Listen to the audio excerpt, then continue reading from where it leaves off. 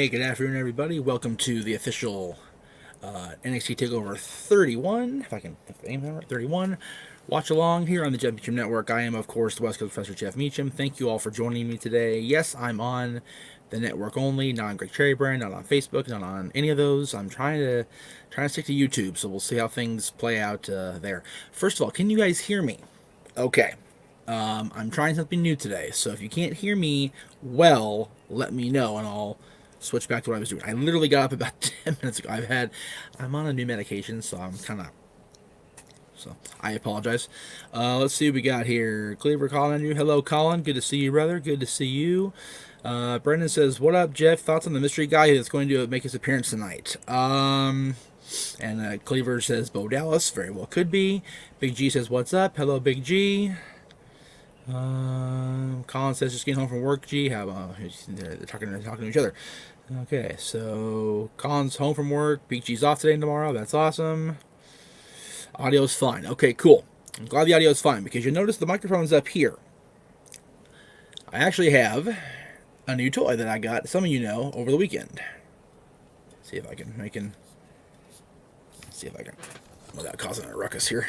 There you go. There it is. Look at that. Yes, so hopefully that'll work out long term if I don't knock over off the damn clamp like I'm just about to do here. Okay. And it fell down, of course, because it's just the way my day's going. So, okay. So we're working on new equipment here on the Jeff Meacham Network. Audio's fine for me, buddy. Everybody else says yes, everything's fine. So cool. All right. Decent show today. I mean, do we really expect anything less from NXT TakeOver? I personally don't ever expect anything but the best from the TakeOver brand. I realize now as I say this, that I don't have the graphics lined up like I usually do, so that's my bad. So I will do that as we go along here. But I mean, I'll just put up a little graphic in the meantime saying, "Hey, we'll be right back." As far as the mystery person, I honestly have not watched a whole lot of NXT, not on purpose, just haven't got around to actually watching the shows. Bo Dallas is a fun suggestion. I don't know if he's going to be the person in question, but it'd be cool to see. Okay, Stagger Lee's here. Stagger Lee making a rare opportunity to watch my buddy, not saying for the whole, but enjoy. Hello, Meachamites. Well, thank you. Thank you, Lee. I appreciate that. I'm glad you're here, buddy. By the way, I didn't get a chance to say it yesterday on social media because yesterday was batshit. But happy birthday to your boy, to Ryan. I know you guys had a great time yesterday, getting your hair cut and doing everything that you can do in this time of chaos and mayhem. Not extreme, of course. So thank you all. Thank you all for being you guys. I love you guys all very much, and hope Ryan had a good birthday. So there's that. And G's enjoying the new ride. Yes, I love the new car, G. Very, very, very cool. Very envious, I must say. Very nice car. And I've sworn I know where they are. I know exactly where those graphics are. Hang on one second here. First of all, let's get the comment off there so I can do it. All right, so there is. Where am I going here? Let's see here. Yeah, it's very cool ride. If you don't follow G on social media, check it out. He has a brand new ride, so very excited for Mr. Jeff, the other Jeff, I should say, Big G. I'm Jeff, but he's Jeff of the G, I'm Jeff of the J. So, however you wanna break it down. There's more than 4 matches now, though. That's okay. We'll just load them in for now. Here, let's just do this. Here, wait a minute. So, again, we're here for the pre-show, if you will, as Greg would call it. Right now, they're showing the Sasha Bailey Chronicle from a few weeks ago, talking about them and their unbelievable match at Takeover Brooklyn #1, of course, back in 2015. What an unbelievable match that was! My goodness, it took me a while. I'll admit, it took me a while to get behind the fact that it was the greatest women's match in recent memory, because I still held steadfast to Trish and Nikki at WrestleMania 22, which is still one of my favorite matches ever. And then I really held on hard to Charlotte versus Natalia when they crowned Charlotte the NXT champion for the first time after Paige had vacated due to the winning the WWE Divas Championship. So it was very hard for me to accept that there was a better match, but it was. It was a phenomenal match, back and forth, back and forth all the way through. Such a great match, and Sasha and Bayley really set the tone for not only the NXT women's division, but the NXT division, the brand, and for the women's division of the entire company. So thoroughly impressed with all of them. Can't say enough about great things. Big G says, I've been seeing Jeeps all over town now. Yeah, it happens. Like when my dad got his car recently, we've been seeing those kind of cars all over town now. It's ridiculous how often we see them. Cleaver Gargano says, I kind of want Gargano to win tonight because the Browns beat the Cowboys. Wait a minute, the Browns beat the Cowboys? Dad, Yeah, Cleveland beat the Cowboys? they did. I'm going back to bed. This sucks. But the Bengals won their first game. Now the Bengals won. That's good at least. Cleveland beat the Cowboys. Holy shit! What the hell did I walk into? Wake up. Upside down. Oh, exactly. The world is upside down. No question. That's madness. Let's see what we got here. There we go. That's what I want right here. Let's see. So far, I've got 3. And then I got 4. That's a much better picture than the other one. 5. Okay. So I got 5 matches scheduled, it looks like here, which is not unexpected. They beat them by 11 points. And at a 31. Wow. Oh, my God. That's just awful. Lee says Cleveland wins Super Bowl in 2020. Only, yeah, no kidding. Cleveland may just win the damn thing, which is just frightening in and of itself. That's, like you said, 2020 is the year, man. If any year you're going to have a Cleveland winning the Super Bowl, it's going to be 2020. Good grief. That's just awful. I can't believe that, how bad that is. So there's the 5 matches. Okay.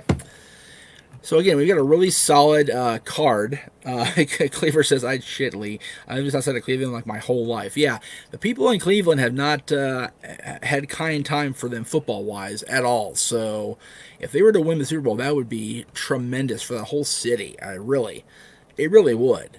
And it'd be awesome to see it happen. I'd love to see it happen for Cleveland's sake. They've toiled much like our Kings have toiled over the years. I'm not going to lie. And it's crazy to think about it, that it could actually happen the way this year's going. You know, the way this year is shaping up. It's definitely a possibility that Cleveland could be the Super Bowl champions. Crazy. I agree with Colin. I kind of shit myself if that happened, to be honest with you. Be a little wild.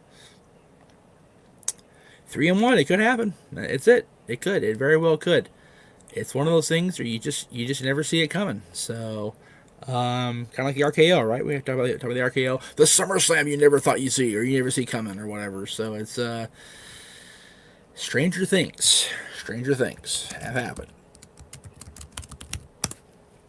Almost done saving these guys. I promise I will be done, and then we'll get to breaking these matches down because I do want to talk about them individually.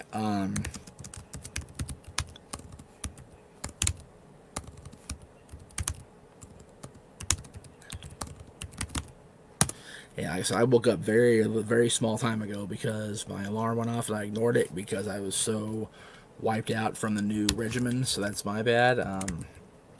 Just kind of is what it is. There we go. Okay. So now we've got that. Let's see. I'm sure there's a lot of people that would shed a tear or a few in Cleveland if they won the title. That'd be again amazing. It looks like a good card tonight, but I feel like they rushed since Takeover 30. Yeah, I kind of felt that too. I thought we just had a Takeover like recently, so I was kind of thrown off by the fact that we have a Takeover right now tonight already. It seems very rushed. Like I agree with G, very much so. So, but we shall see how things. Hopefully it'll work out okay. Where it won't seem so. Where did the damn world title match go? Did I not? Hang on a second, guys. It's always something with this damn computer of mine. I apologize.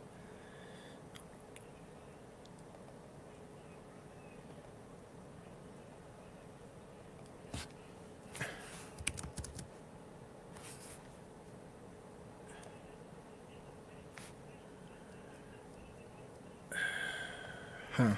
Okay, let's try this again. Stand by. Jesus, always something.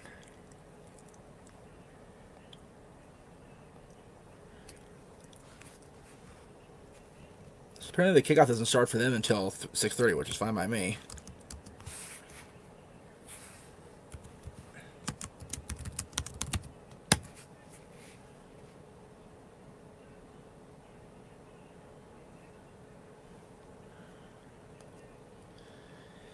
Let's see what we got here in the comments. I'm curious what everybody's saying now because I'm kind of thinking.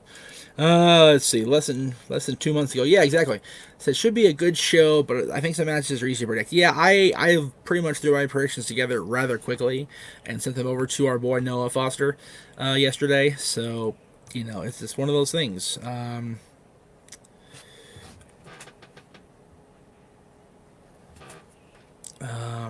really would like to.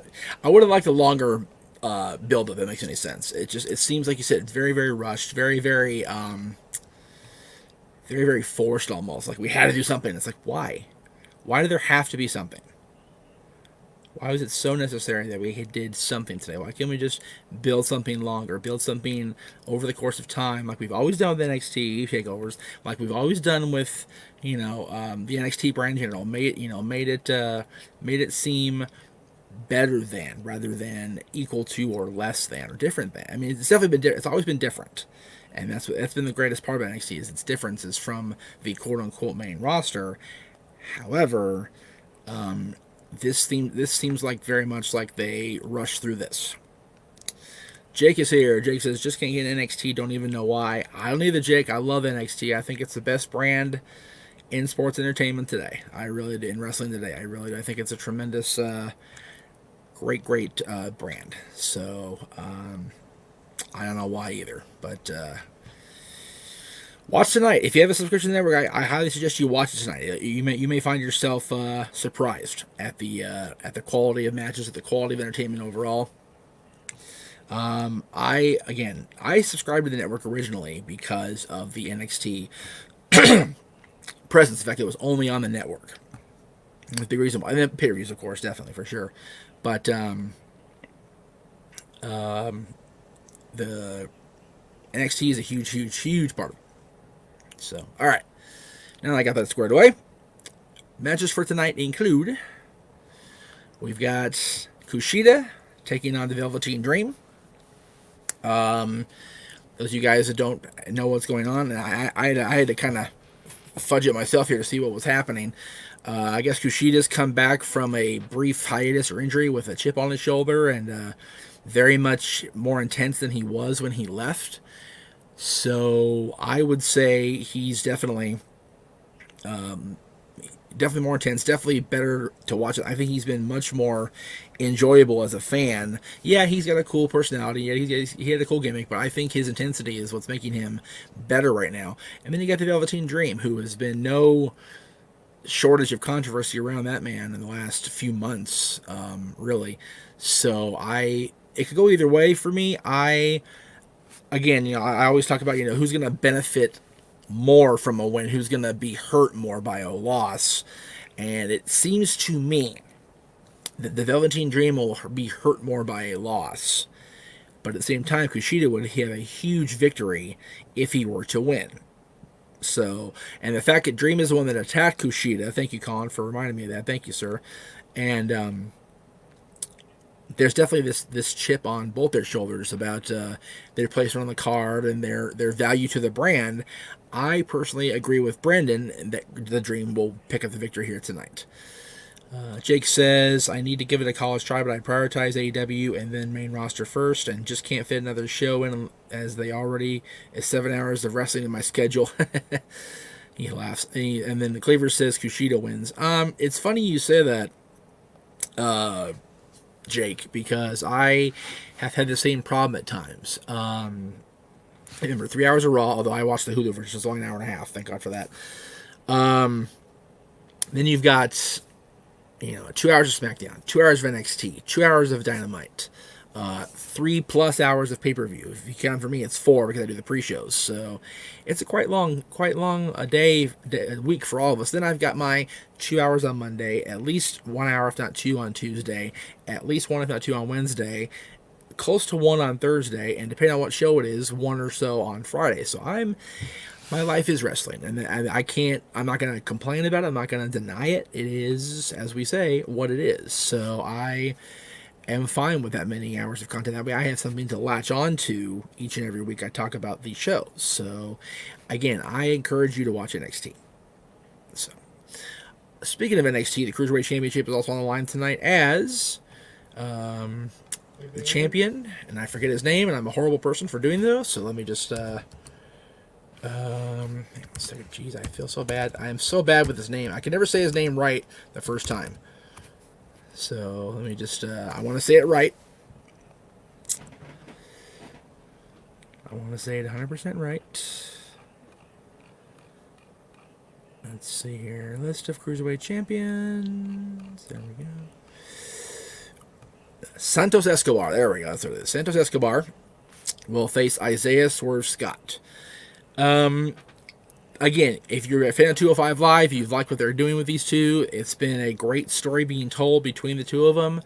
And it's hard for me to pick a winner because I enjoy both guys' work so much.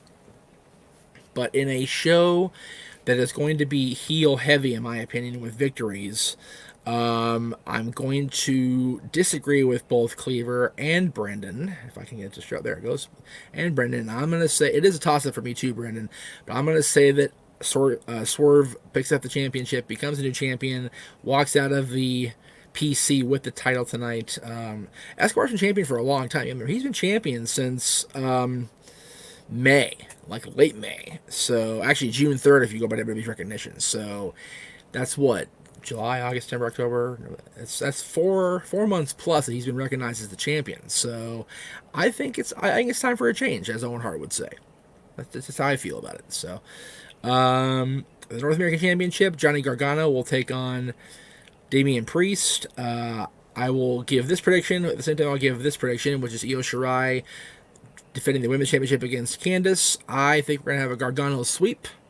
I think we're going to have new champions on both fronts there. Gargano is going to win the North American title back, and Candice will win her first championship at WWE, the Women's Championship of NXT. It's going to be awesome. I love the Garganos. I've loved Candice for a long time. She's been a favorite of mine for a very long time, so I like her, and I'm glad she's getting a shot. I think her and Gargano are going to walk out double champions and kind of rule the roost. Let's see. Hamburger Helper says, is Bo Dallas returning? I don't know. Good question. That's been the rumor and innuendo that Bo Dallas is coming back to NXT, so wouldn't surprise me. Cleaver says, Candice wins, Priest retains. And hello, D-Ross, too. Welcome to the show. We've been on since about 2:45 or so hope you can play catch-up between now and 4. I'll try to do a commercial here and there so you can fast forward through whatever you need to fast forward to, because I need to get some water anyway. I'm literally hop out of bed, threw the hat on, off I went, so it's kind of been one of those days. Brendan says, I agree with you, Gargano's sweet, but I hope I'm wrong. I don't. I hope I'm 100% right, because I love the Garganos, like I said. Let's see here. Then we've got the world title match. NXT Championship on the line. Finn Balor defending against Kyle O'Reilly. I like Kyle. I do. I always have. I think he's one of the understated members of the Undisputed Era. But I don't think it's his time to be the world champion. I think Balor just got that title back. So, and they really need to, in my opinion, run with that. Run with him. So the likelihood of him losing the championship this soon into the reign is very, very small. So Brendan says Balor wins. Easy for me to say, right? So that's where I stand on tonight's card. Not a whole lot of flashy stuff to it. I usually, you get the a big, there's flashy a lot of the times with WWE and NXT, but this kind of is what it is tonight. It's going to be a great show. I feel you got 5 matches scheduled, but hopefully they'll stick to 5. It'll be a quick show. We'll be out of here at 6:30 my time, and off to bed early so I can get up early because tomorrow there's no school tomorrow. Yes, no school tomorrow. Woohoo! But I still need to get up and get going on the network side of things because we have a busy day tomorrow. As you guys saw, we're busy here on the network. If you saw the commercial before the show, thank you for watching the commercial, by the way. I'm very proud of those. But a lot of things coming up. There's something going on every single day on the network. There only wasn't on Friday and Friday and Saturday. You had the what do you call it? Trivia on Friday. I knew the post game. Honestly, Greg wasn't going to be there, and I woke up feeling like I'd been hit by a truck yesterday. So Friday, so I was like, whatever. And then yesterday, all I had to do was predictions for NXT. I put those up on Twitter if you guys saw them. For tonight's show, I did put those up on Twitter. There should be the tweet under this now with the predictions for everybody in the DQ family. So that'll be what's going on there. D Ross, you can Facebook me. Let me go ahead and put the link up here. Let me just go ahead and go ahead and put that up there for everybody to see so they know. D-Ross, you can hit me at facebook.com/Jeff Meacham Network. That's the easiest way to get through to me directly because that's my workside quote-unquote personal page. That's the best way to get a hold of me. Facebook.com/Jeff Meacham Network. That'll pop up. That's right here in front of me, so I'll see it right away as soon as it comes in. And if I don't see it, I'll check the messages, and it'll be there. So there you go. There it is. So with that, now that we're almost a half hour, I'm going to take a quick one here. I'm going to go grab some water because I'm thirsty. And we will be right back as soon as I do that. Let's see. We're also hoping to get some guests on today. We'll see if people actually show up. I don't know what their thing is today. I don't know what their schedule is with everything going on today, but I'd like to see people come in. I like to see interact with people, and I'm trying the new mic. Obviously, it's working. You guys can hear me. Working on getting new headsets. I don't know if you guys can hear it because of this or because of this. So hopefully, I'm right, and it's a new mic, and you guys can hear me better because it's been a long chore to get this mic into this house. So I appreciate you guys sticking with me. So I will be right back with a little more coverage for NXT Takeover.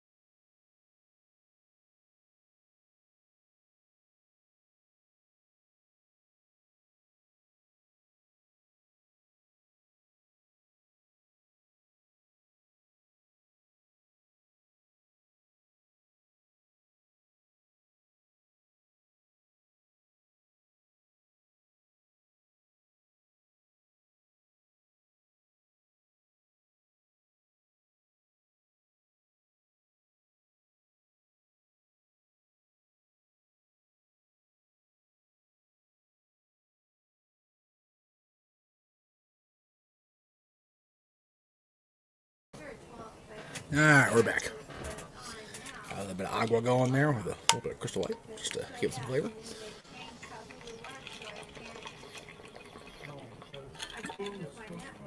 So it's October. If you guys haven't been paying attention, shame on you. It's October 4th. How's everybody doing out there in the era of lockdown or pandemic or whatever you want to call it? Is everybody doing okay? I haven't really asked it a whole lot on my shows because I've been so focused on the work stuff, but work stuff's being affected by the pandemic. So how's everybody doing out there in pandemic land? How's everybody holding up? How's everybody dealing with this stuff? Everybody okay?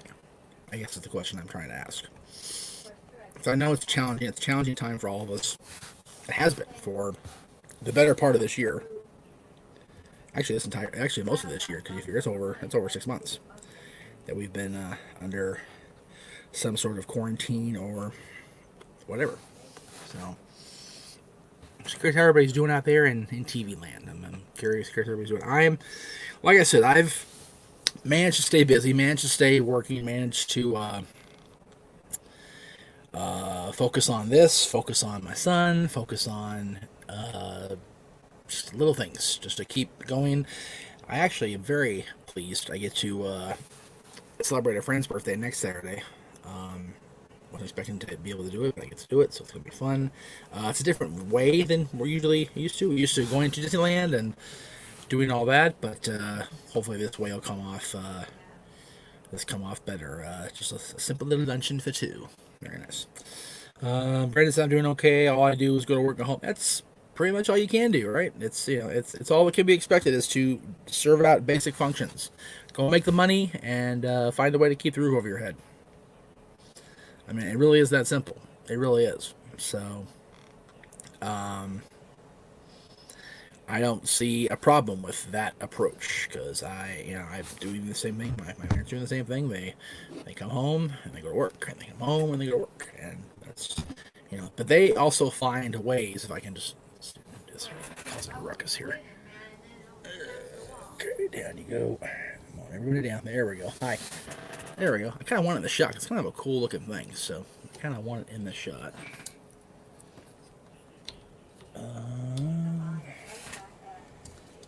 Let's see. Can you guys still hear me okay? Very good. Everybody doing good? Okay, cool. Let's see here. I don't know why this isn't... Oh, there, that's why, because it's not supposed to be like this. There we go. That's what I wanted. Stand by, guys. I'm working on it. I'm trying. So that there, and then we want...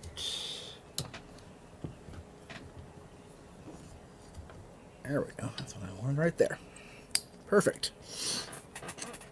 Okay. Now I can actually talk like this, looking up like this, right? There you go.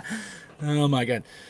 Chris Rod says, "Hi Jeff, what are your thoughts on NXT Takeover tonight, and who do you think will winning all the matches tonight?" I guess you missed the first half of my show, Chris. I actually went over every prediction and every one of my picks, so you have to just wait and see how things play out. As far as my predictions, I will be going along with them again. I'll say them one by one before I take my little leave, as I do each and every show for pay-per-views. So, gotta be here on time, Chris. It's been 2:45. So, or 5:45 for you East Coast kids, so gotta be on time to get the goods, Chris. T. Ross says he's doing good. Maybe. There we go. And Big G says, "Look at that sexy mic." Yeah, it's a pretty cool mic. I have to thank my friend Rob, not RVD, different Rob, for the sale of the actual mic itself, and then through the grace of great parents, I was able to get the rest of the equipment, the boom stand and the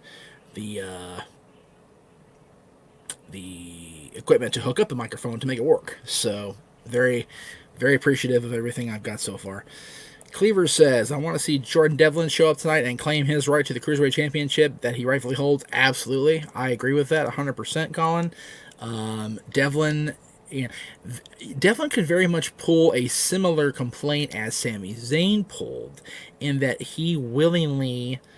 he didn't willingly not show. He just could not fly. He literally could not fly over here to defend the championship. So he's in a more more what do you call it? Screwed up situation than Sami Zayn was. So I feel he has every single right to go to NXT management and go to the NXT universe and be like, hey, this is my belt. What the hell is this bullshit? So I agree with you, sir. Very much. Wholeheartedly agree.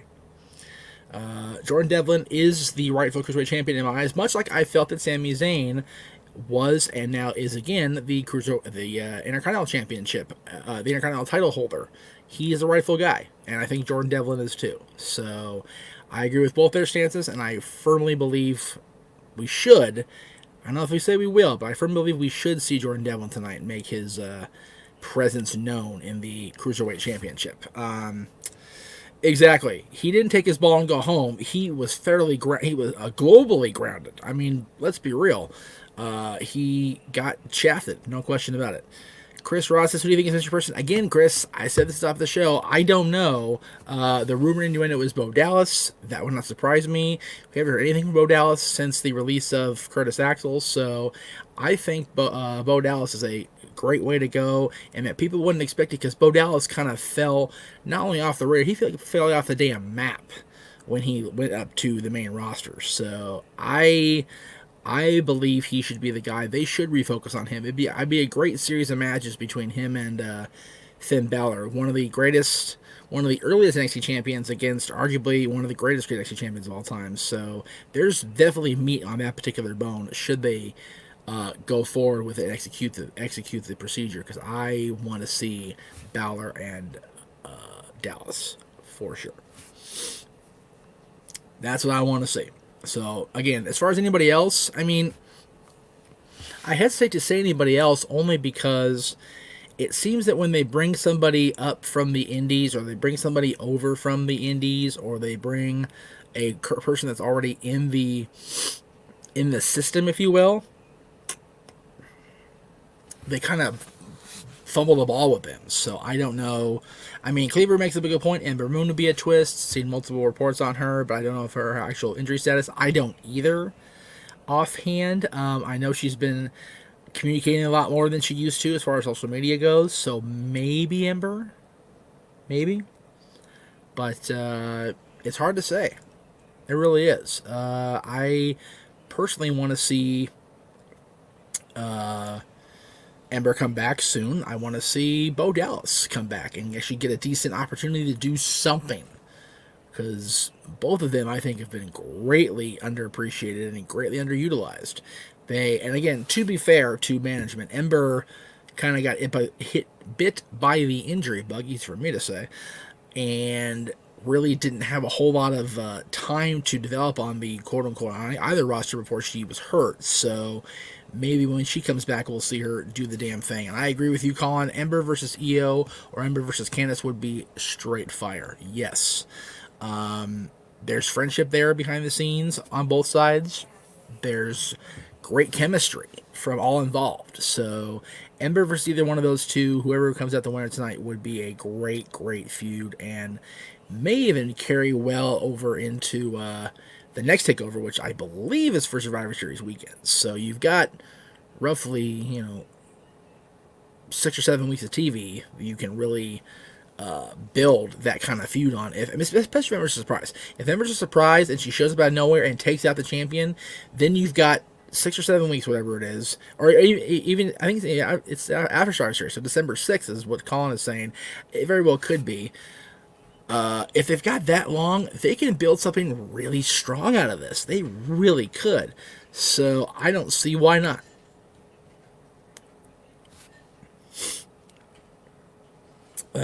When you get a chance, everyone check out the new 24 on Drew McIntyre. That is my next watch. As soon as we go off the air here on the watch along tonight, I'm definitely going to check it out because Drew McIntyre's looks really fantastic.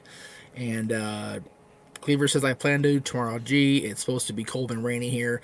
Yeah, I wish weather would make up its damn mind. It's so hot here, and then it's nice out here, and then it's nasty hot here, and then it gets okay, and then Mother Nature's a bipolar biatch. There's no question about it. D. Ross 2 says, I feel everyone forgets how good Bo Dallas' NXT title reign was. Yep, I agree.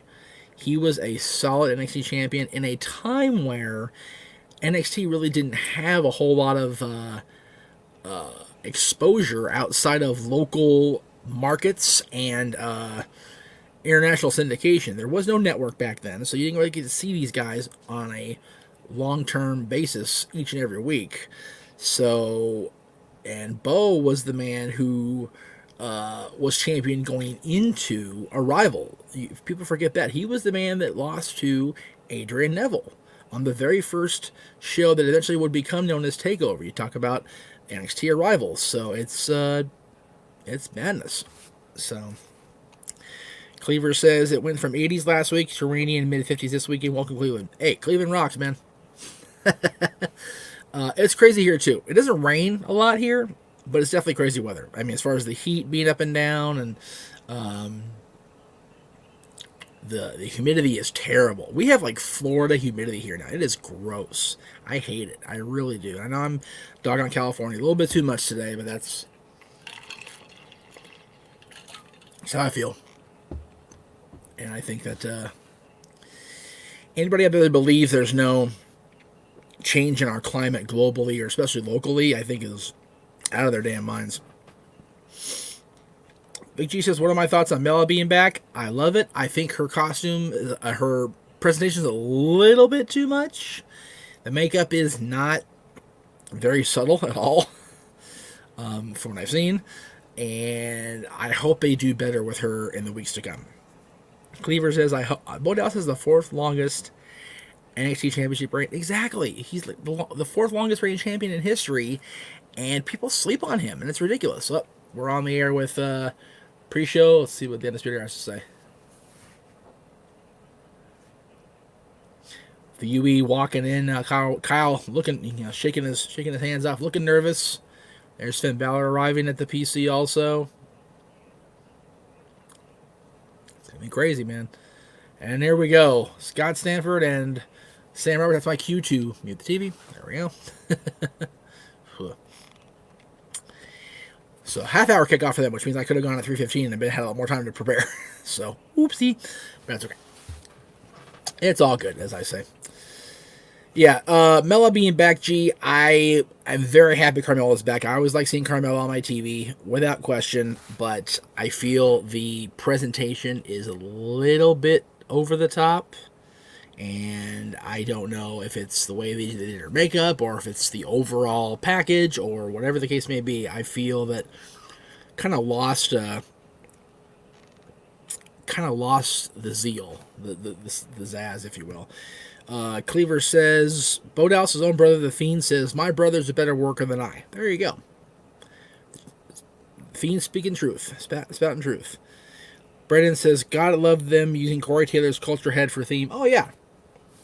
NXT's always had really great theme song choices for their takeovers, for their pay-per-views, whatever you want to call them. They've all been really great. And it's Hunter. And people are going to get on my case for praising Hunter. That's fine. It's how I feel. But Corey Taylor is definitely a good one, as Cleaver hit. CMFT, that's it. They've been really good with their choices of pay-per-view or takeover show music choices, because NXT's always had that gritty, that bare bones presentation, the grr. And speaking of grr, look at Mackenzie Mitchell. My goodness. Anyway, focus right along. I like a picture of Buddy Rogers in the background. I just noticed that there's a picture of Buddy Rogers over Mackenzie's left shoulder. I thought it's really a great picture. I think he's wearing the NWA Championship, though, the crown jewel, if you will, the crown belt, which actually is going to be in a book. We talked about this earlier in the week, earlier in the month, last month I should say, talking about the crown jewel book being released soon. So I'm going to get my hands on that. Cleaver says Corey is an icon, no doubt about it. Yep, absolutely, he is. Now let me just see if I can get this to load here, because it wasn't loading earlier, because it wasn't out yet, and I don't know when it's going to be out, so I'll have to just wait and see, because I want to show you guys this book. I don't have the shirt this shirt. Wow, the image handy. So just stand by. Okay, it's not up on Amazon like it's supposed to be, which is fine. Excuse me, guys.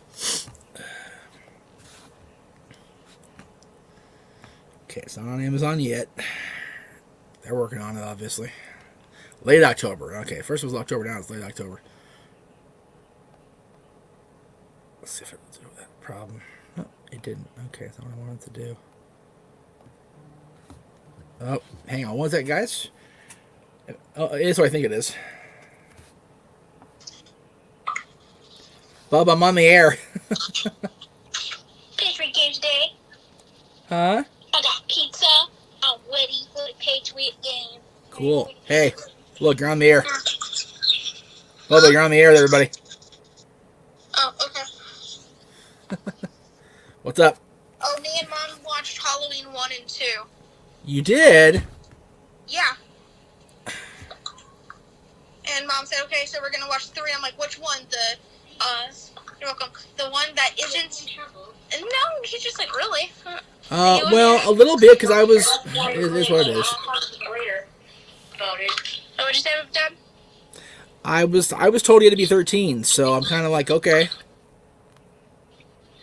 He said that... No, because Mom found the first Halloween on TV, and there was nothing else good, so she just put it on. I was playing Among Us. She's like, you want to watch it? I'm like, I guess. So we just watched it. And she's like, you want to watch the rest of it? I'm like, sure. Why not? Okay. Yeah. You're not going to watch the game and that. I know. I know. Okay. I'm just going to wait. But yeah, so I'm ready for the Patriot game. I got pizza. Grandpa got cherry Dr. Pepper. Okay. Happy. And I redid my theme park. And I'm the Halloween queen. Yeah. And she's the Halloween queen. I understand. Well, I'm not going to argue with you while I'm live on the air with a bunch of people watching me, but we had a discussion about what age you should be, so that's kind of throws me off, but it is what it is, so. And it is what it is. Oh, he said that, she, said I had to be 13, but then, she let me watch it, so I was like, whatever. Because it was on TV. Yeah, so I said that. Everything was cut out because of it being on TV. Nope. Was Halloween 2 on TV also? No, we watched that on disc. Okay. Because 2 is way more bloodier than the first one, so.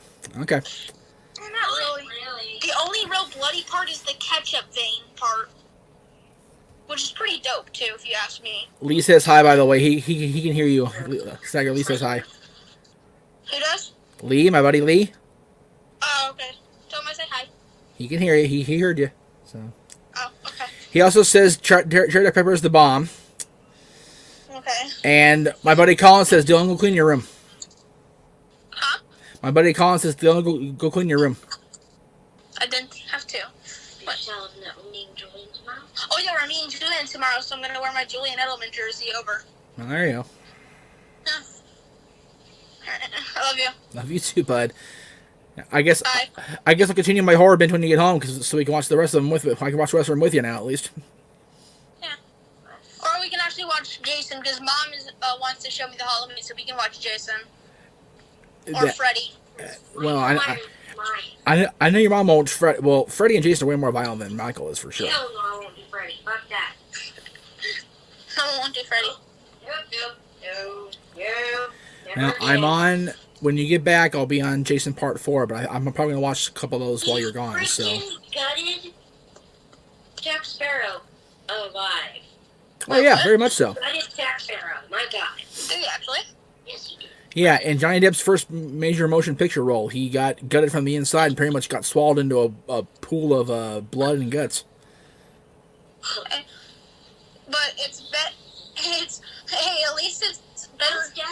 Ask Daddy about the Freddy mask. What Freddy mask? Oh no, Dad. So, long story short, since I'm on the air working, I'll go ahead and make this quick. I had a Freddy mask that was up in the closet of the room that you first lived in with her and I. And I was trying to explain to her it was just a mask. It is what it was. So I took it down and had it first on my face, and then she freaked. And I had it on my hand next to me.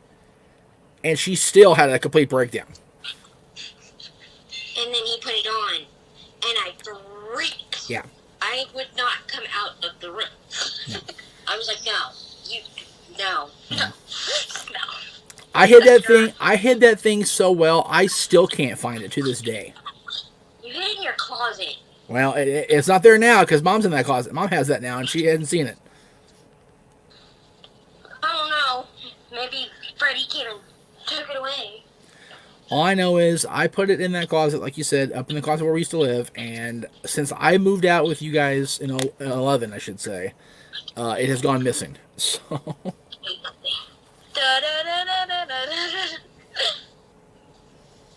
Alright, well, I'm gonna let you go so that way you can finish taping. I'm going to be on for a while, so I appreciate that. Alright, love you. Love you too, bud. Bye. Bye.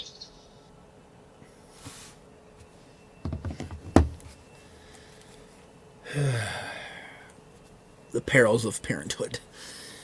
So I guess we're watching Halloween when he gets back, which is fine. No problem with that.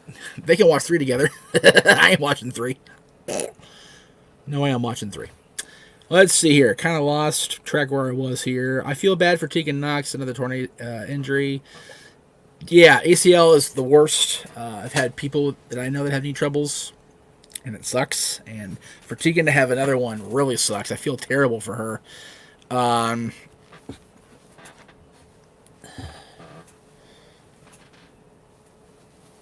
And Big G, Colin says same with Big G. Same here about Tegan Knox. Cleaver says Colin could have had her and Candice could have had a killer deal when she wins the belt tonight. Yep, have to agree with that. Kind of lost sight of that, unfortunately. Let's see, everybody caught up there. And then Brendan says, talking about masks, I had Goldberg mask and used to scare my niece with it. Yeah. The WCW masks were like a little bit freaky, I thought. And even the WWF mask back in. Like, if you look at the Stone Cold Steve Austin mask from that time, the Undertaker mask from that time, they are legitimately scary. Like, their facial features are much more severe than and creepy more than they are anything else. And I feel they did the guys that are the faces a disservice. So that's, yeah. But yeah, the Goldberg mask, definitely a scary one. It was scaring me, that's for sure. So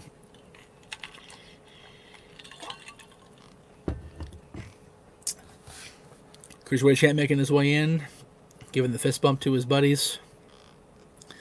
Again, another awesome match. And they've kind of slept on the cruiserweights, I feel, as far as putting them in there with the main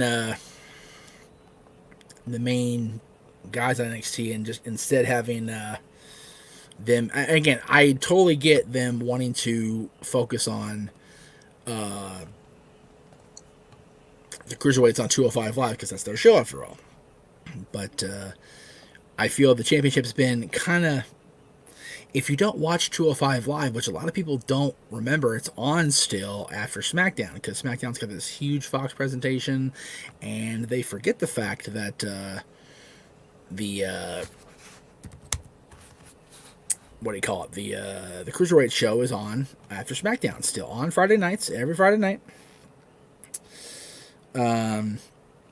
So, Escobar has been showcased here and there on NXT, as has Swerve, Isaiah Scott, but they haven't really got the full, major push. Gotta have that push, right, JR? As JR would say. So, again, the book I was talking about earlier, if you guys were curious what I was referring to, it's that book right there. There you see it right there. The Crown Jewel, the NWA World Championship from 59 to 73, written by the master of the Mid-Atlantic, Dick Bourne, who also wrote 10 Pounds of Gold and Big Gold, which I can't recommend those enough either. They are great, great stories of the original belts. So I look forward to reading that one. Again, nobody knows where that belt is. Let me start off by saying that nobody knows the current whereabouts of this championship belts. This is actually a picture of a replica that a friend of the Mid-Atlantic Gateway had on hand. So I look forward to seeing that belt story in printed form. I can't wait to hear the insights and everything that they collected. He's always great with that. So again, check out Amazon toward the end of October. It should be a tremendous read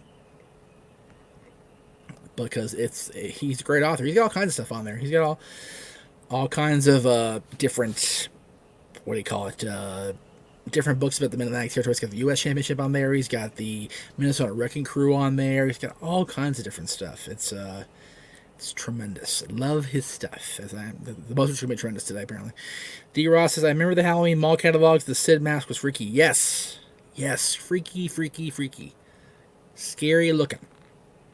And then Sam says, did you know about the new PC for Takeover 31 tonight? I did not know there was a new PC. I heard they were changing the basic layout of the PC quote-unquote arena, but I didn't know they were actually going to do something. So as far as change venues. So fill me in, Sam. Educate me. Play it again, Sam. Let me know what's going on there. Let's see. Stefan with... I'm checking emails here as I go. Get ready to go live on the WWE Network. We're about 15 minutes or so away from the actual kickoff of the show, the start of the show, I should say. And with that person's picks coming in, we've got everybody's predictions for today. So I'll go ahead and throw those up there in just a minute. Just a short, as Gorilla Monsoon would say. God, I'm having really trouble today with my voids. Goodness. Okay, so there's that. Then we want to do that. They're doing the preview for Kushida and Dream right now, so that'll be interesting to see how. Again, great builds, great stories, great potential matchups in the ring. NXT at its finest, folks. It really is. It's great stuff. So there is the official breakdown, if you will, for the No DQ crew. That's everybody's picks for tonight as far as Team No DQ, and we can all check out what happens as the show goes on. It looks like, yeah, I've got all five picks. I've got all five patches there. So okay, very good. That'll be coming up later as we'll go through the count. I think we'll have to see with what Noah does with the count later. Do you think this takeover should have been called NXT Halloween Havoc instead of Takeover 31? No, it's a little early in the month for. I mean, people say October is the entire Halloween month, and I tend to agree with it usually. But I think people are wanting too much for Halloween Havoc to come back, and people forget that Halloween Havoc, while a decent show for the most part of the year, has some really goofy gimmicks also, like really goofy. Okay, sorry guys, hang on one second. This thing is loose. I need to fix it. There we go. This damn boom. Very unstable. Very unstable in its placement, so forgive my so there we go. Okay. Hopefully that stays now. Colin says I gotta charge my phone for a while. I'll be back. All right, Colin, we'll be here. Be here waiting for you, brother. And Sam says it's called the Capitol Wrestling Center. I had not heard of that. If anybody can confirm that for me, that would be lovely. If that were the case. So I hadn't heard about the name change. Let me just go ahead and take a look. Because now you've piqued my curiosity. It came up as something. Oh, here you go. Here it is, right here. You're right. Very good, sir. Get the first look in. Wow, look at that. All right, well, there you go. Shows you how much I paid attention to the World of Wrestling this last week. Indeed, the PC is the Capitol Wrestling Center. So there you go. Or the new arena, I should say, is the Capitol Wrestling Center. So good for them. Showing a throwback to their roots. That's very, very cool. I dig WWE's commitment to their legacy. Very cool. Very cool indeed. After they finished talking to him, Just going to be, again, it's going to be one of those nights where a lot of things are going to happen you expect. You're going to get some surprises. It's an NXT takeover. It's somewhat easy to predict, but it's also the intangibles are the key to this show or to any wrestling show. I mean, really, it all depends on your level of desire, if you will, to enjoy surprises. A lot of people I know don't like surprise. A lot of people I know have to know everything going on before it happens. And some people just like surprise. Some people enjoy the thrill of the surprise, the thrill, the anticipation, if you will. And people kind of forget about that a lot of times. So I look forward to being surprised. I look forward to being 100% wrong in my predictions, honestly. Only because that'll indicate to me that you never know what's going to happen. And I think that's very cool that you never really know what you're going to get out of a takeover, out of a is this not aiming the right way? Interesting. Okay, that's why it's over here. Okay, doesn't seem right. But okay, anyway, it's all good. Let's see here. Well, WWE gave Roman Reigns against Rock at WrestleMania. That's another show for another time, Sam. Stay on topic, brother. The set was so beloved. Yeah, it was. I agree with that, but, you know, what the hell am I seeing here? What is this? CM. Oh, it's Corey. I'm like, what the hell?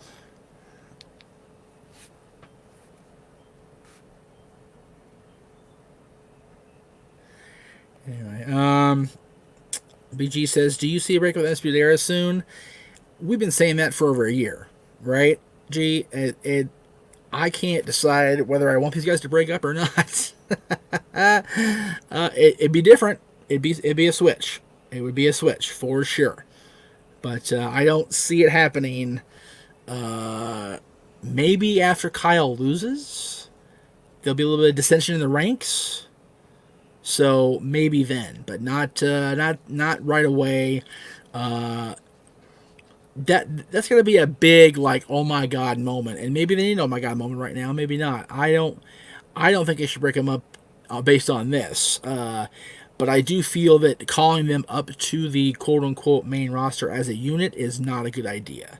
I think they all need to do their own thing, go their own way, as Fleetwood Mac would say, and the time is ripe for sure for a breakup of the group, but and like I said, maybe the loss by Kyle here to Finn Balor sets Adam into motion as far as taking him out, and then it kind of the whole thing devolves from there. So maybe I'm wrong on that. Maybe the time is now for the UE to break up. We'll see.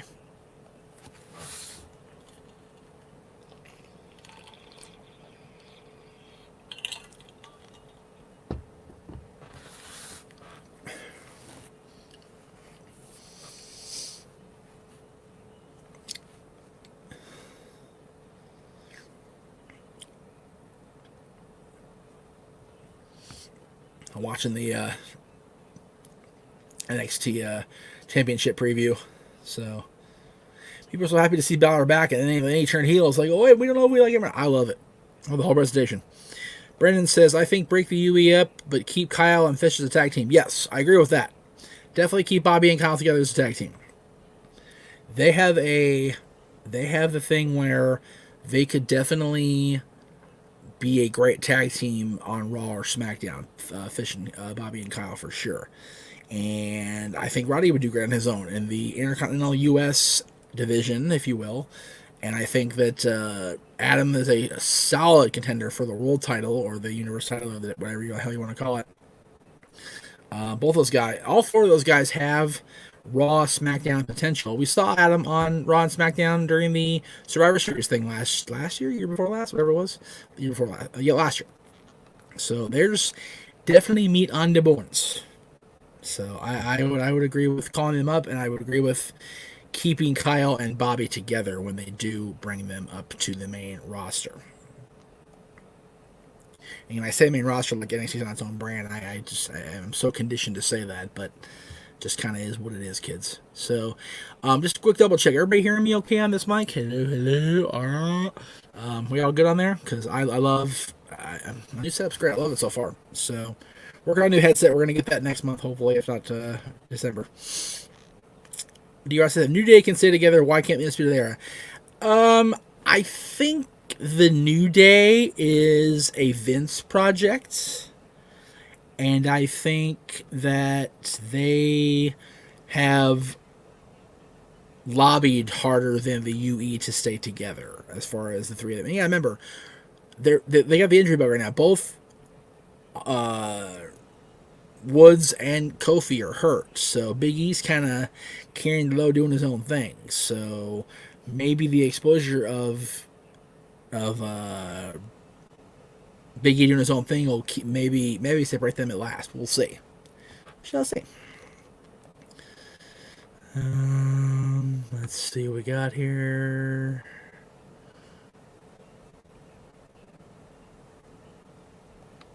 Let's see what Kyle's saying. Adam's saying to Triple H and McKenzie here.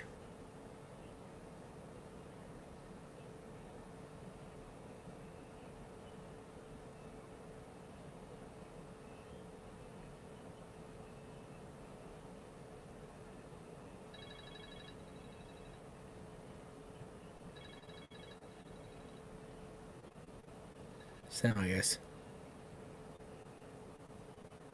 Okay. Not really a whole. I thought it was gonna be something like a big step or something. It's kind of a little beef, little bullshit discussion there. So we are now about 3.5 minutes away from the start of Takeover, and again, I appreciate everybody being here. What we're gonna do now is run the commercial one more time. Commercials just one more time, and then we'll get started with the show. So everybody, thank you all for being here for the pre-show. If you missed it, sorry. But we'll be back in just a couple minutes. Let's see what D-Ross says. That moment has more of an impact with fans. Yeah, I agree with that. So, more impact with fans. All right, guys. We shall return momentarily. Everybody stand by for the start of Takeover.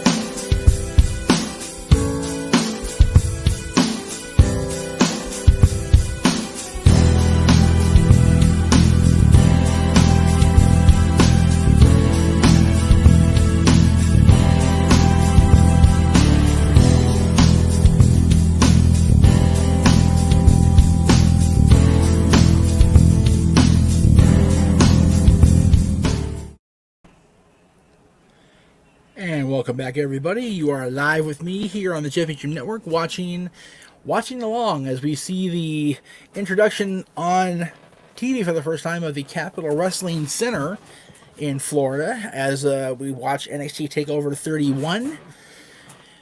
Pretty cool to see the origins, if you will, of WWE here as we take a look at the future. Of course, as we do each and every time we see a takeover or a time we see NXT. Just it's awesome stuff here. It's very, very cool to see the...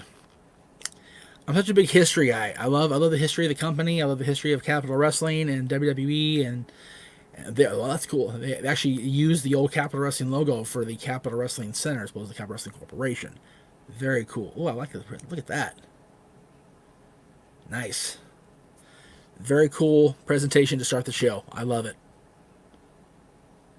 CMFT starting it out here.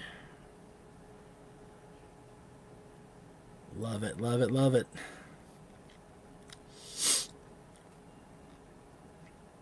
I like it. Hopefully they keep it for NXT full time and not don't revert back once the pandemic's over. It's a cool setup they've got here. I like it a lot. And as you saw prior to me going, or as I was going off camera, we're starting with the North American Championship match, so you guys that aren't paying attention. So as soon as Johnny and Damian start doing their thing, I will be bowing out, as I do on all shows, pay-per-view wise, and letting the guys having their showcase. So don't want to infringe on their time. And now WWE Battlegrounds presents Takeover 31 from the Capitol Wrestling Center.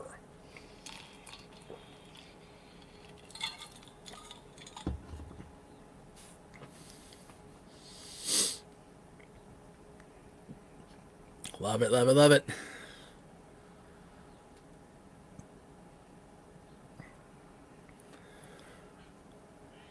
And you know, Vic Joseph and Beth Phoenix and Wade Barrett with the call. Here we go. They're going right to it, guys. They're going to the ring right now. Check it out on WWE Network for the North American Championship.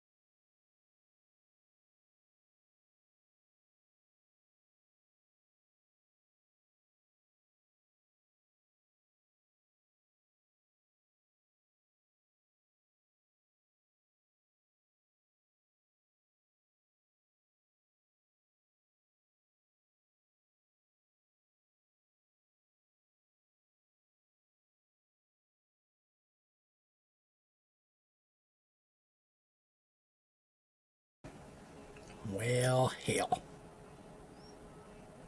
Oh, well. That's all for one for me. Yeah.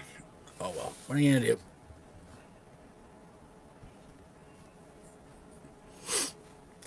Nice job by both guys. That was a great match. I thought it was very well told, very well done. Both guys did a great job. Solid, exactly what you said, Brandon. Solid match, back and forth. Todd says nice. Great back and forth. I mentioned earlier, I put this up, that Johnny's working the leg and the arm. Great psychology, working multiple body parts. Anderson style, I dare say, by Gargano there. Just great opener. What you would expect from a Takeover opening. Just out of the gate, kick-ass match. Great job by both guys.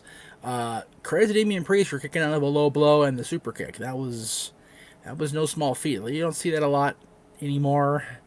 Actually, you don't see it hardly at all, which could be good and bad. I mean, kicking out of a shot to the nuts and then a super kick is not exactly endearing to the finisher's use, but kind of just looking to see finishers mean more, and that really doesn't help that, I guess. Yes, Todd, were you looking for the power couple to take both? Yes, I was. I was looking for Johnny and Candice to both win tonight. I love me some Candice LeRae. I love Johnny Gargano, so I was hoping for a Gargano sweep. As I mentioned in the pre-show, if you watch the damn pre-show, just kidding. Yeah, I was looking for Gargano and Gargano and Candice to become champions tonight. So unfortunately, I don't get my holiday wish this year, at least for that on that front. But hopefully Candice will win the championship and help me out on that front, because I think Candice is long overdue for a title run in WWE. I have said that for quite some time. The show we saw earlier during the pre-show of the Undisputed Era and Finn Balor both all arriving to the Capitol Wrestling Center in Orlando, and yeah, it's fine. I'm just razzing you, giving you shit. I still think Candice will win. Yes, Brendan, I do. I still think Candice will win and become champion. What we got next, though, is Kushida versus Velveteen Dream. This is a grudge match. As you recall, Kushida got attacked by Velveteen Dream a little while back during one of Dream's moments, I guess, like a better term. Talking now about Kushida signing WWE. It's a huge signing for them, and how they are happy to have him aboard. And they've got the whole Back to Future presentation event, which I love the Back to Future presentation on Kushida. I think it's awesome. Very cool. So, I love it. But yeah, he hasn't had much of a fair shake, I don't think. I think he's kind of flying under that radar, has Kushida. So I think hopefully he'll get a better opportunity now. He's back from injury, and he hurt his wrist really bad. And then when he came back, he got attacked by Velveteen Dreams. So there's definitely somewhere to go with that if they choose to. Todd says Candice could win and use it over Johnny. I mean, maybe. I mean, I don't know. I don't know if you really want to have them have beef yet. Anyway, both of their heel runs, as far as with each other, are still very new. So I don't know if you pull that trigger just yet, right? Makes sense. So the Dream just they're showing the Dream attacking Kushida, just showing that aggressive streak that Dream's had the last little while. It's hard to really tell who the quote unquote face and heel are in this match. Both these guys have their beef, legitimate beef with each other, but it really just depends who's further in dick mode, I guess. And I guess the Velveteen Dream, he comes off very cocky anyway. So I wouldn't mind Kushida being the favorite, as far as the fan favorite, the baby face, whatever you want to call it. I did pick the Velveteen Dream. I think I said that earlier, and I stand by that pick. Matter of fact, let me check the bracket now that I said what I said here. Let's see, Velveteen. Oh, actually, I picked Kushida. Okay, then I picked Kushida. So I'll stick with it. I'll pick Kushida. There you go. I will go with Kushida in this, and that's who I did say earlier during my pre-show that Velveteen Dream has more to lose than Kushida, but looking back, that's untrue, because Kushida definitely definitely needs to get back on the right track. Whereas the Dream, well, here. Speaking of the Dream, here he comes. Off we go. Next match.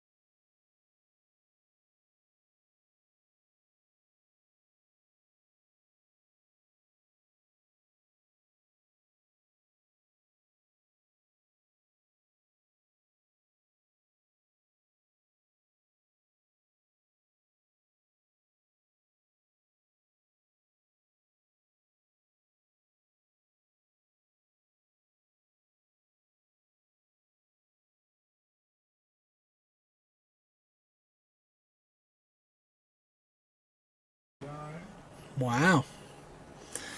Another great match. Again, these takeover matches don't fail to they never fail to deliver. Easy for me to say. It's been a long day and I've been up 2 hours. Good grief. Great job by both guys. Now the question is, does Kushida actually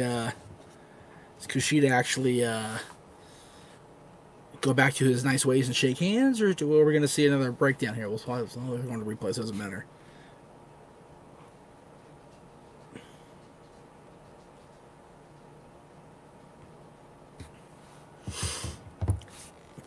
Yeah, Kushida was not going to let go, Brandon. You're absolutely right. He was not going to let go. Would not want to let go. He's not. Yeah. Very tenacious. Very determined. Well, he's attacking. There you go. See, there's more to the attack afterwards. So there you go.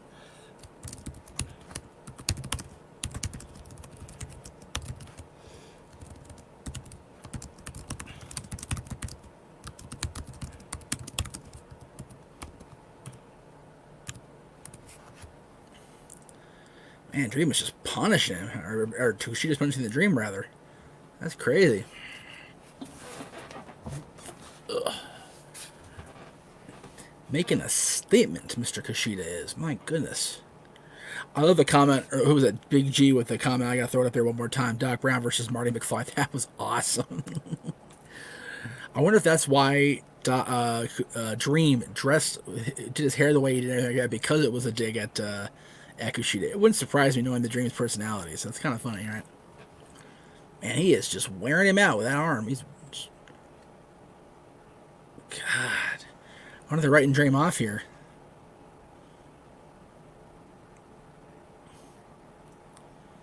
And the Dream is wailing. Marty wins. Marty wins. That's very cute, G. I like it. Very cool. That's too funny. Man, he is hurting for certain. By the way, since you guys are here, and I can ask you this. First of all, Todd says, "Is this put Dream out for a few months?" Yeah, probably. Wouldn't surprise me. They're writing him off for something else down the line.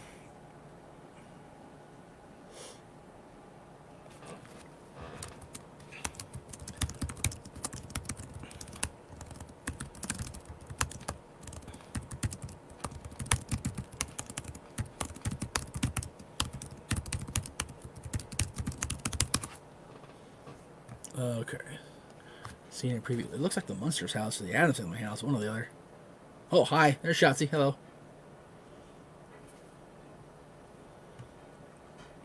Or he could be in the draft. Again, neither of those options would surprise me. Both of them work, right? Look, you guys! Halloween Havoc! It's official. There you go. You guys wanted it. There it is. Halloween Havoc, NXT. Oh, yeah. Oh, yeah. That's a Sunday, is it not? Yeah. No.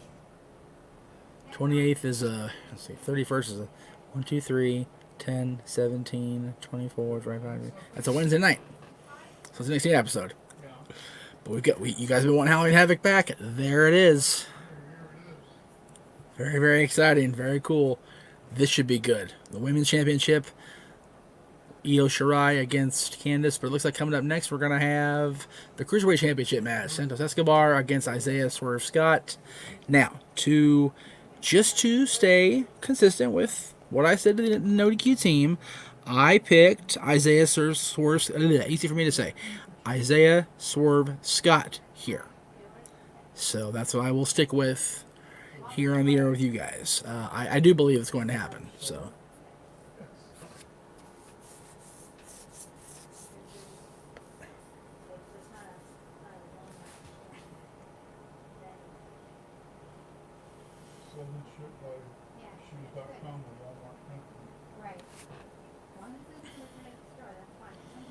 Sorry, I'm watching the hype video because I'm enjoying the cruiserweight stuff, and I know it's very weird for people to hear that. God, I'm having a really tough time. I need to go take a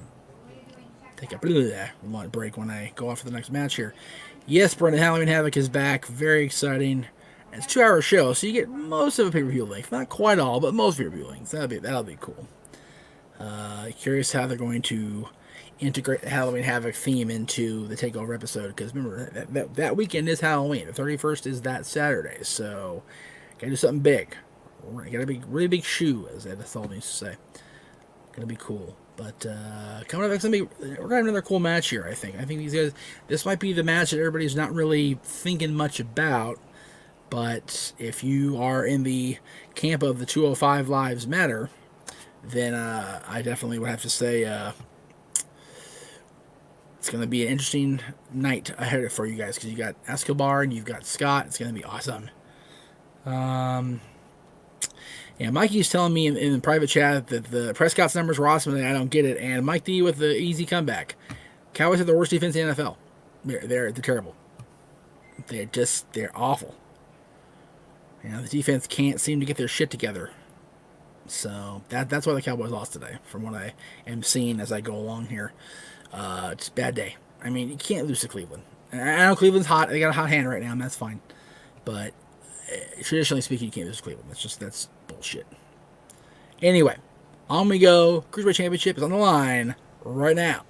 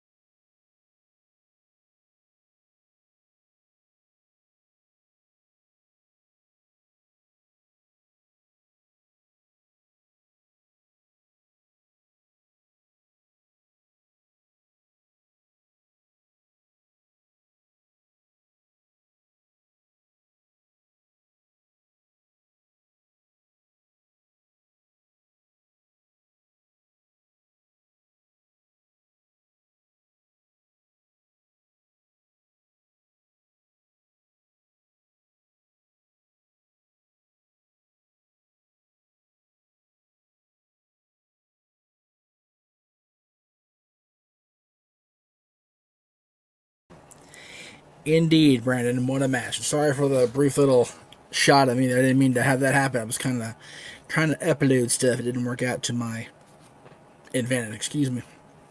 So, great match. Again, the cruiserweights can deliver. They've shown us that they can deliver when called upon. They definitely can. And they are awesome, an awesome presence on WWE television, especially 205 Live, of course, the Cruiserweight show, and NXT when they're allowed to be showcased there, which is unfortunately few and far between. If I can get this damn thing to stay on my ear, that'd be neato. Thank you. Let's see, this is a rewind. So we'll just put that there. Let's see what you guys are saying in the chat. Not much. Okay, that makes it easy on me. By the way, I was going to say before that match started, if you guys are watching my watch-alongs on the pay-per-view days, I greatly appreciate it. But do me a favor when you guys do. If you happen to go away from the stream, or you happen to walk away, or you happen to whatever the case may be, do me a favor, leave this window open. Because when you do, the watch hours, the watch minutes actually stay being logged, and my goal is to get the watch minutes logged so I can start monetizing these things and start actually making money and putting more into the product. So again, if you happen to walk away from the feed or whatever, just leave the window open. That way you guys can still showing as watching, and that way I get a little bit of credit for it, and I can get these watch hours logged and hopefully get the quality of the shows generated and increased and more better in general, as my whole coach would say. Yeah, no Devlin, though. It sucks, Colin, but damn, what a match. Absolutely, what a match. Unbelievable Cruiserweight Championship match. Do a little plug now for CMFT right now. Corey Taylor, who, again, provided the theme for tonight's NXT TakeOver. Great theme, great artist. I actually not really familiar with Corey, and that's my bad. But it's awesome from my vantage point. So, great match. Great show so far. And it's only going to get interesting now because we've got the Women's Championship, I think, coming up next. Unless there's going to be they're showing O'Reilly warming up in the back with the Undisputed Era. They're showing a lot of the unity with the Undisputed Era. I'm worried it's going to be a turn if he loses. And I don't mind Kyle being a babyface or, O'Reilly, being separated from the pack, but I don't know, something, it's going to bug if they break up the UE. I'm going to hate it. I really do, because I love them so much, and I love the stories with them so much. Speaking of something I love, here we go. Candice LeRae, SoCal Proud, taking on Io Shirai for the NXT Women's Championship. Again, throw your picks up here for everybody to see. I'll go ahead and throw mine up there. I'll be transparent. There it is right there. There you see it. Over on the right-hand side, right about there. There's my picks right there. And I'm picking Candice LeRae to win this thing and become the new NXT Women's Champion. That has been my statement from a while. Yes, I know Meacham slept on. That's my bad not knowing who he is. That's my music ignorance. Stone Sour as well. Okay, there you go.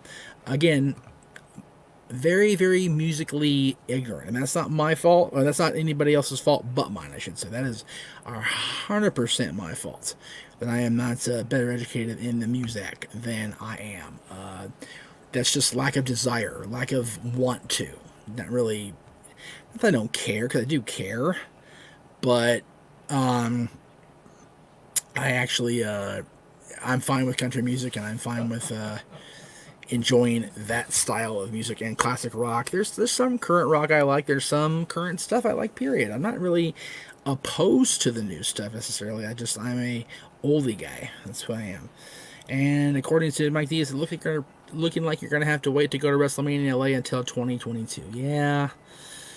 Again, I'm upset. I mean, I'll be honest with you. I'm definitely upset by the revelation that they're going to move it back to Tampa, to Raymond James. But you know what? They got screwed too. They really did. They had a WrestleMania in their stadium, in their backyard, and they got dicked as much as I did. So Honestly, if you don't announce WrestleMania 2022 as being anywhere, then the world is right, because you have Raymond James host next year, and Inglewood / LA host the year after, and everything is well in Puppet Land. So that's how I'd book it. The first Stone Sour was great. The rest not so much. Again, if you say so, Todd, I don't know. So I'll have to give it. I'll have to give it a listen to. Caller says, Caller? Wow, hi. Colin says, let's go Candace. The Cleaver says, let's go Candace. Yes, Colin, yes.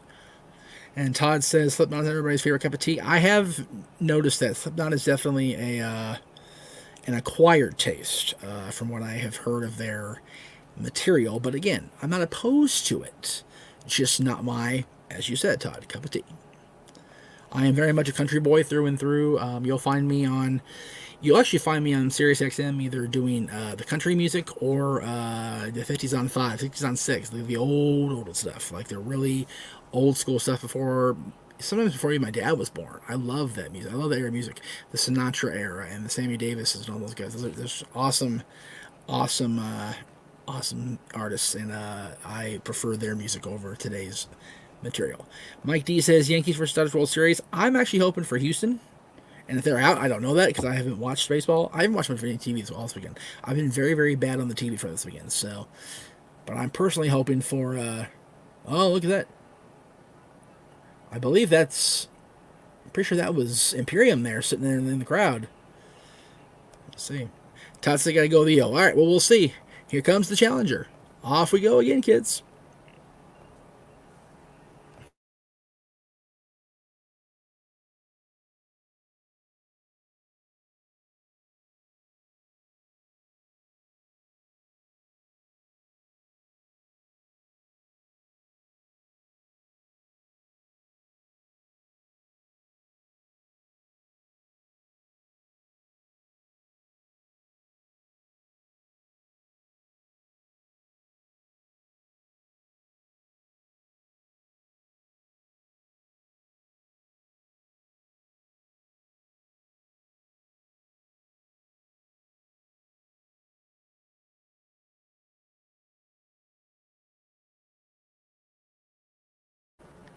Sometimes, Todd. Very rarely I get to catch it, but when I do, I like it. I enjoy it thoroughly.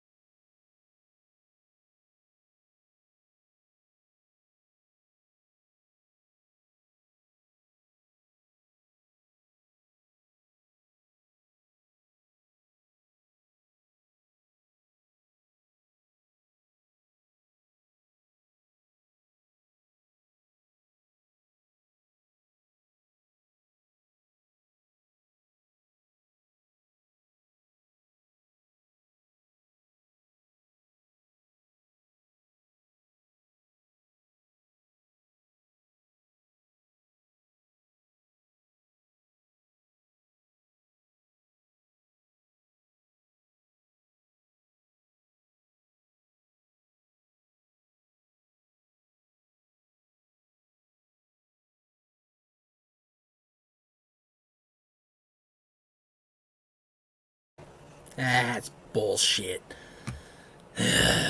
Oh, well.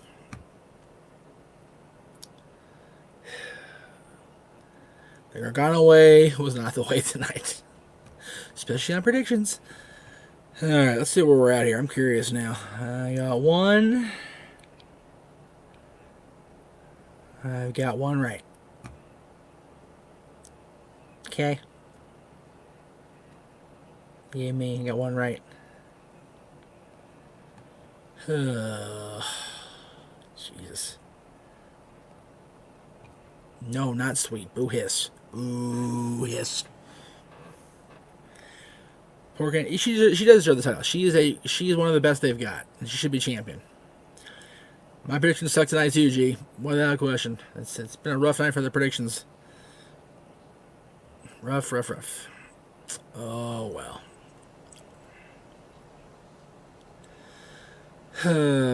It's depressing.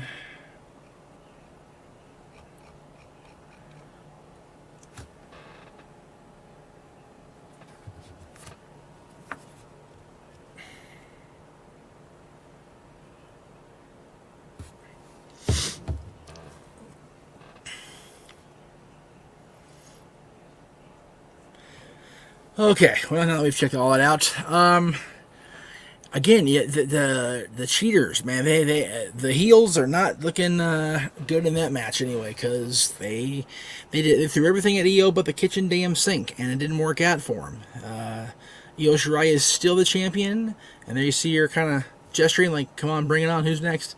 Problem is, whoa, Tony Storm.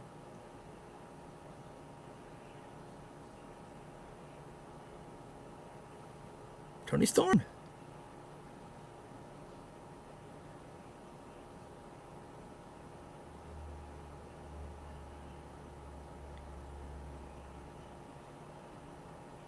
XT. Wow.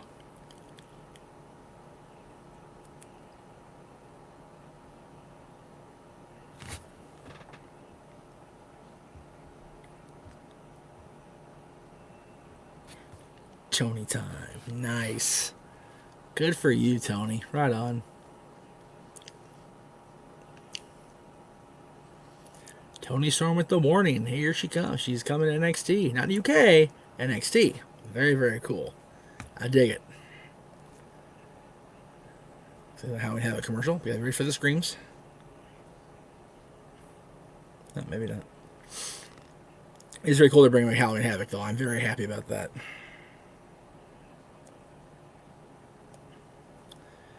Very, very exciting to see Halloween Havoc. That's one of my favorite show themes. One of my favorite shows that WCW did was Halloween Havoc. So it's very cool. Io Shirai is now watching the screen, as we all are. Somebody's coming on in, which, just to show you their testing is not so good. First, just walk straight on in.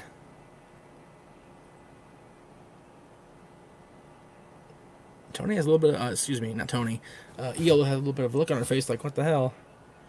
Now, that should be Tony Storm, based on the video we saw.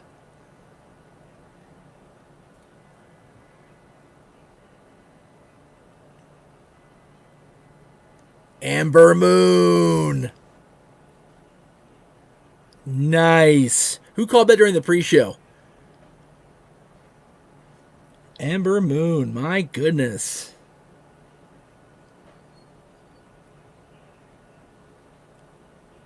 These are picking up in the women's division of NXT, aren't they? Tony Storm and Ember Moon. I get there. Who are you going to bring in? Shit, they brought in two names right there. Love it.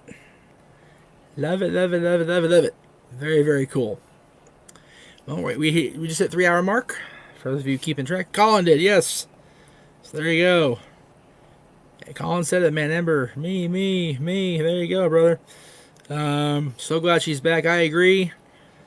Ember Moon's back. Tony Storm's coming in. It's going to be, as a former British judge on American Talent, off the chain. For sure. Shanti Donis is out here talking to Mackenzie now. He's all hyped up apparently. There you go. As you should be.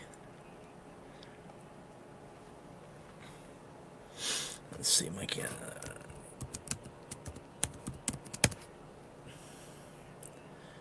Very good for, call it Tony Storm back, Amber Moon's back. That's awesome. Yes, indeed, they are both back. And yes, Brandon, they did need both of them. Good call by the Cleaver there to signal Ember's return. Very, very awesome. Dig it the most.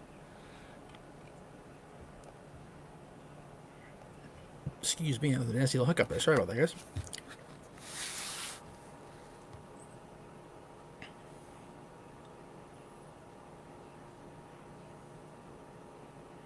Showtime, according to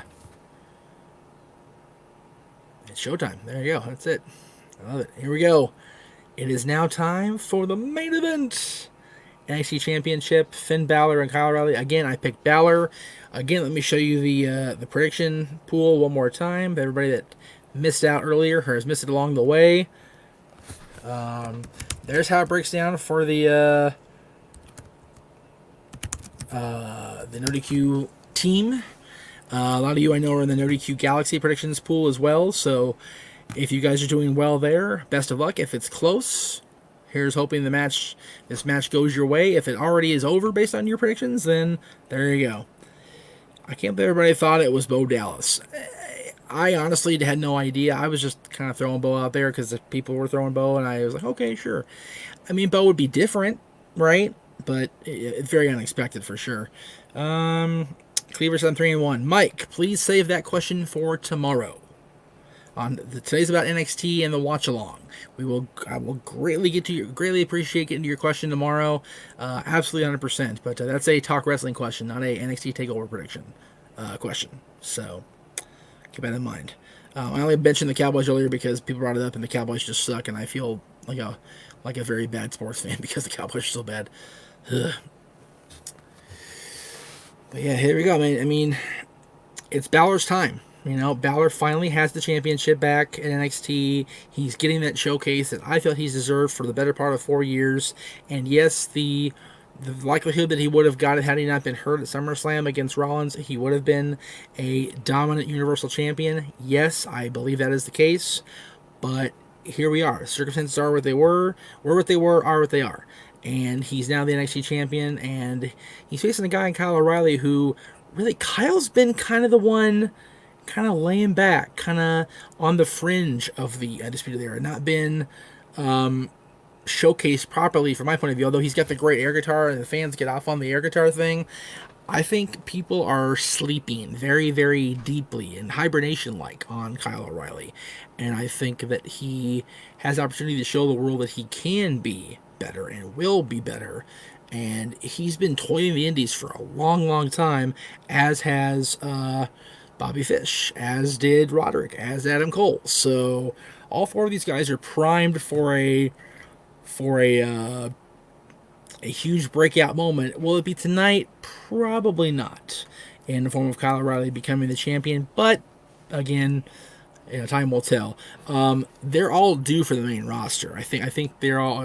Again, I don't call it main roster. I call it the other brands, because NXT is a very viable brand in and of itself.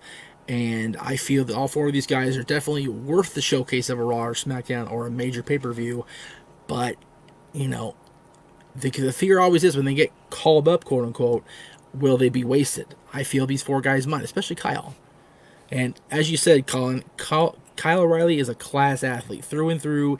He is one of the best wrestlers on this friggin' planet. And he's going to show you guys right now why. So, off we go. I'll see you after the main event.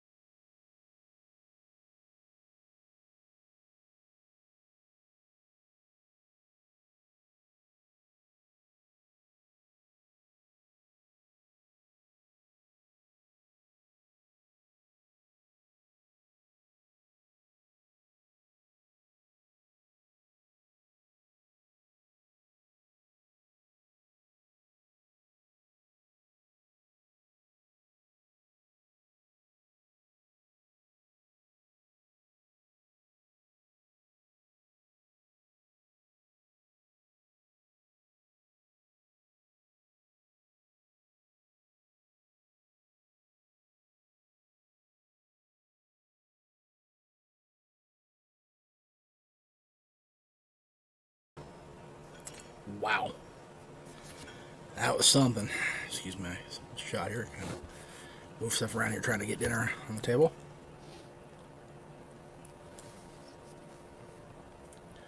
What an unbelievable world title match. Holy cow. That was amazing. Yeah, Todd, you said long match, but it was a good match. It was a really solid effort by both men. I am just in awe of these two guys. I've always liked Balor. I've always thought he was capable of so much more than the Raw and SmackDown exposure was giving him, and NXT is, I think, a belt upside down, referee. For what it's worth. Yeah, the belt upside down. Jesus Christ. Oh well. Brendan says, instant classic. Gotta agree, Brendan. Todd says, I like the first half better than the second half. I like the whole show. I like both things. Both parts were good. I thought the whole show was really good. Much better presentation than last week's pay-per-view. By far. I think tonight every match hit on point. I think every match hit its mark on where it was supposed to do. I thought the finishes were surprising. In fact, I didn't pick anything right except I think this match and the Kushida match. You know, it kind of tells me that it was unpredictable, which is good, I guess. Daniel says, sorry, I'm late for it. We came back to NXT. Ember Moon is back, as is Toni Storm. They both appeared after Io Shirai retained the Women's Championship and put Miss Shirai on notice. So, Toni Storm and Ember Moon both back on the Black and Gold brand. Hello, Roy. Glad you're here. I think you were on earlier, but I didn't really get to see your comments, so sorry about that. I'm glad you're here now. Gonna wrap this up really quick here. I know Aaron's going live probably around 9:30, so I will give my my plugs and whatnot post haste. But I want to make sure I don't miss anything here with this championship aftermath here before I start going into the shilling part of my night, because it's important we see what happens here. It's important I react to what happens here as we close Takeover 31. Kyle's a mess, man. He is busted up inside. There's no doubt about it. But great match. Again, I said it earlier, just a unbelievable encounter between both these guys. Kyle showing his chops as a singles competitor, as a submission wrestler. If you haven't seen Kyle O'Reilly prior to NXT, you're missing out on a whole lot. He is one of the best wrestlers in the world. He's a submission artist. Not even a specialist. He's a submission artiste. He is just ridiculously good. And, of course, you know, Finn Balor. You know, I always have a spot behind Finn Balor. He's definitely not... what the hell? So Rich Holland has who? Cole. Oh, my God. Rich Holland dumps Adam Cole over the rail here in the Capitol Wrestling Center. Thank you, babe. And the UE's out now. Check it out, Adam Cole. Man, Adam Cole got the shit beat out of him, looks like, here. By Mr. Holland.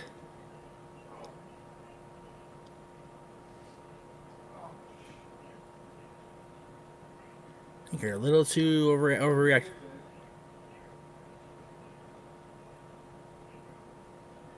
This is interesting. In case you watch NXT, know what's going on, right? Lower third, that's it. All right. Well, there you go. There it is. End of the show, and off we go. So, to briefly touch on what's going on the rest of the week here on the Jeff Beach Network. Show you how trained I am, right? Aaron loves that. We'll do Monday's plug last because it's very important to me. So we'll go backwards. This coming Friday on the Dad's Not Always on Wrestling, we'll be doing our top 10 underrated themes in wrestling history. JJ and I will be talking about the top 10 themes that we feel don't get enough credit, don't get enough discussion, aren't held in as high regard as they should be. That'll be fun. Thursday, speaking of Halloween Havoc, NXT's bringing back Halloween Havoc, of course. It's now Halloween Havoc time on Wrestling Rewind on Thursdays, and this week we're going to cover the infamous match between Cactus Jack and Big Van Vader. If you read Mick Foley's book, he actually tries to end his career in this match, and you'll see when it happens. I'm sure it'll be more than obvious. Wednesday, of course, Wednesday afternoon at 3 Eastern. By the way, all these shows are right around 3 Eastern, give or take give or take a moments of pause for myself. But 3 Eastern on Wednesday, 6 Eastern, 3 Pacific, easy for me to say, hi. 3 Pacific is our recap of the UWN Primetime Live show, along with Todd Kennelly, and I think Alyssa's going to be on this week too. We'll see how that plays out. Tuesday, coming up on Tuesday, in our what do you call it, our Stat Boy Sports Bar, it's a whole bunch of stuff. Mikey will actually be in Las Vegas on Tuesday because Monday's his birthday. So we'll be celebrating Mike's birthday. We'll talk about the MLB postseason. We'll talk about the power rankings for the NFL, the NBA Finals. And yes, there's a Constitution Studios logo on there because, well, Mikey was a huge part of our undertaking back then. And we'll talk about the story with Serena Williams and the French Open and where that story goes. Only Serena knows for sure, I suppose. But tomorrow's show, Talk Wrestling, I'm very, very excited. I plugged it last week briefly, and yes, JJ saw the plug for that, so JJ, we're glad to have you aboard. Tomorrow's Talk Wrestling is very special to near to my heart. I did a little math, I did a little calculations, and based on the time frame of the occurrence and the day of the week in which we would do, a day of the month, I should say, we would do our monthly quote-unquote show and tell at the after-school daycare I attended back in 1990. Tomorrow's my anniversary of being a fan.